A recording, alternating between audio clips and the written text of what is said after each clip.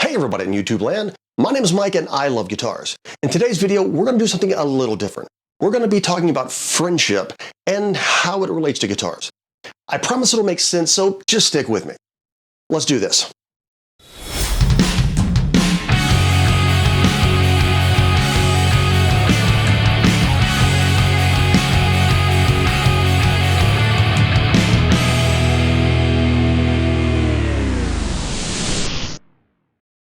I've talked about my friend Shelby many times already on my channel. He's let me borrow gear for videos several times. He's worked on several of my guitars. He's even traded amps with me. I've known him for about 25 years and he's one of my oldest friends. Along with being an absolute monster guitar player and a wizard with fretwork, Shelby is also an amazingly generous person. Over the years, he's given away guitars to more than a few of our musician buddies. He absolutely loves music and specifically guitars, and he shares that love with everyone he knows. Sometime back around 1998 or 99, back when we both still had hair, I bought an Ibanez Rocket Roll 2 from him. The Rocket Roll 2 was a short-lived flying V that was only available for about a year from late 1981 through the end of 1982. It had a cherry sunburst finish and a flame maple top. It also shipped from the factory with the Kaler tremolo, but by the time I bought it from Shelby, he had already removed the Kaler and converted it to a Gibson-style two-pneumatic bridge and stop bar. Despite loving Gibson Vs, which the Ibanez was so closely modeled after, I just never bonded with the Ibanez. I tried for years to love it, but eventually just decided that it should go back to Shelby. Knowing how generous Shelby has been with others over the years, instead of asking him if he wanted to buy it back, I just gave it to him. Shelby loved the Ibanez and was extremely grateful to have it back. He even added it to the awesome wall full of pointy guitars in his living room.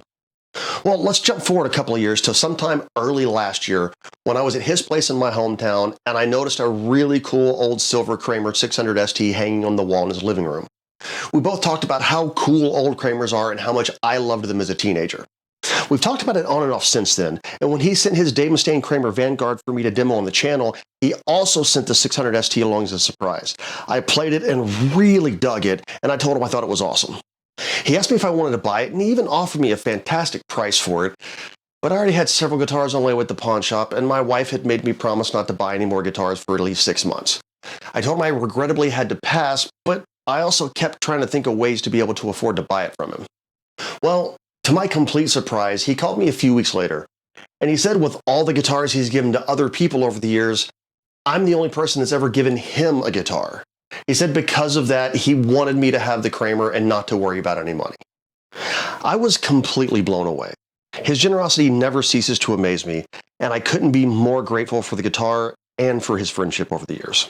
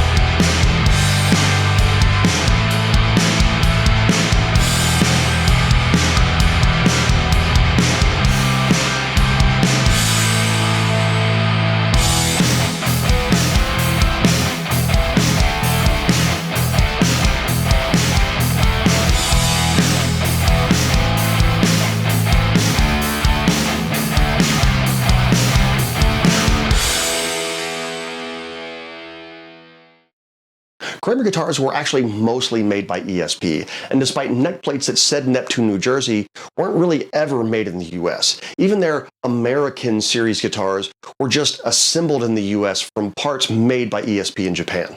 The 600 ST, originally the Striker 600 ST, was made in Korea and was one of their more modestly priced guitars.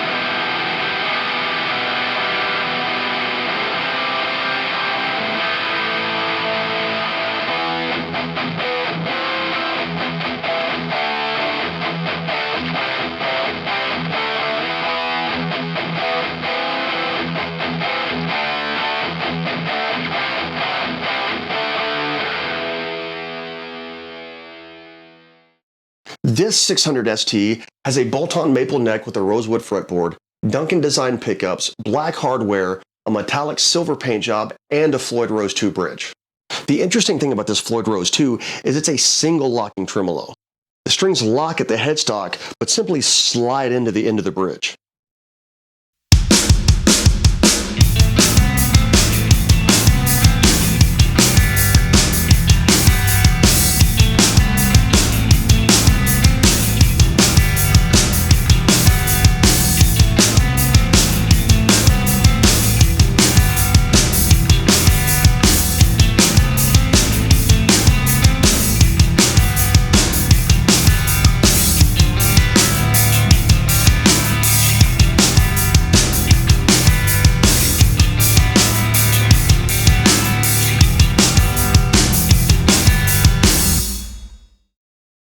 This is a very fun guitar that really brings me back to my roots in the hard rock and metal of the late 80s and early 90s. This thing really makes me want to sharpen up my classic Metallica and Megadeth riffs.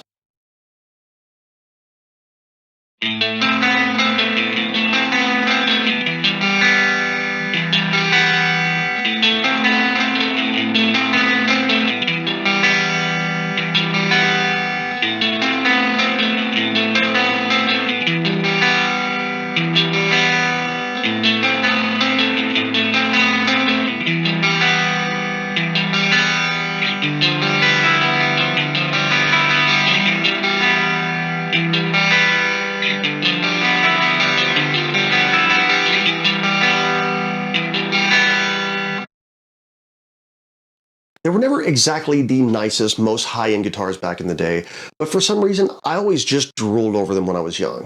They just always held a very special place in my guitar nerd heart. I've owned 2 other Kramer guitars in the past, but it's been years since I've had one. Now that I have this one, I'll never let it go, and I owe it all to my good friend Shelby. He's a fantastic friend, and I genuinely hope that you all have a Shelby in your life at some point. Well, that's all I have for you guys today. I really hope you enjoyed checking out this awesome classic 80s shred guitar with me. And now, I'm going to go search YouTube for some guitar lessons on some old thrash metal songs. Ha! Finished another one. Thank you so much for watching. I really hope you liked it. If you did, please consider liking and subscribing, and I'll see you in the next video.